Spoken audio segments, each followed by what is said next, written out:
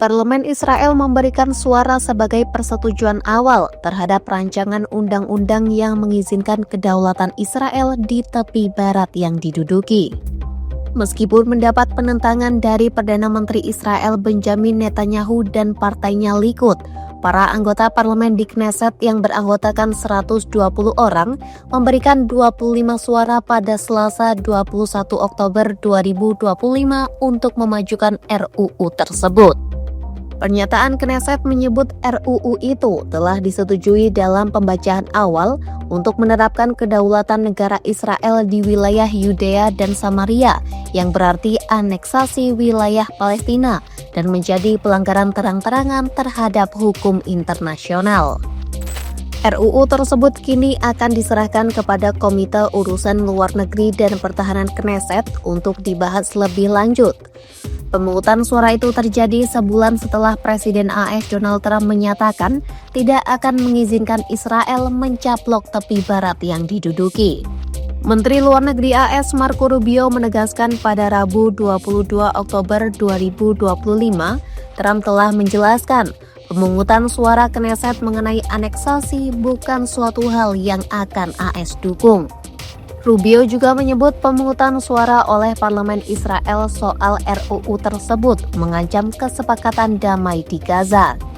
Sementara itu, dalam sebuah pernyataan, Likud menyebut pemungutan suara itu sebagai provokasi lain oleh oposisi yang bertujuan merusak hubungan Israel dengan Amerika Serikat.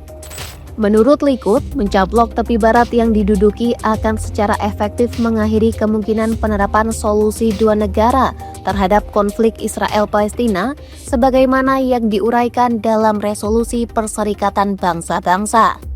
Di sisi lain, sejumlah anggota koalisi Netanyahu dari Partai Kekuatan Yahudi milik Menteri Keamanan Nasional Itamar Ben-Gvir dan faksi Zionisme religius milik Menteri Keuangan Bezalel Smotrich memberikan suara untuk mendukung RUU tersebut.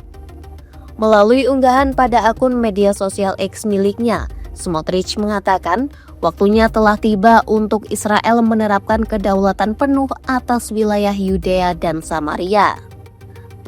RUU Caplok Tepi Barat diajukan oleh seorang pemimpin partai sayap kanan Noam, Avi Maoz, yang tidak tergabung dalam koalisi pemerintah.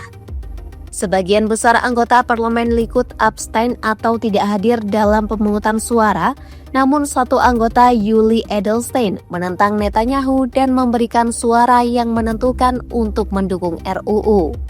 Selain RUU Caplok Tepi Barat, Parlemen Israel juga mengesahkan aneksasi pemukiman. Terkait pemungutan suara itu, Kementerian Luar Negeri Palestina, Hamas, Qatar, Arab Saudi, dan Yordania mengeluarkan kecaman.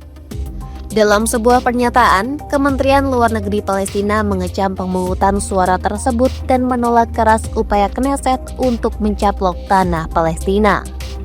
Sementara Hamas mengatakan dalam sebuah pernyataan, menyebut RUU tersebut telah mencerminkan wajah buruk pendudukan kolonial.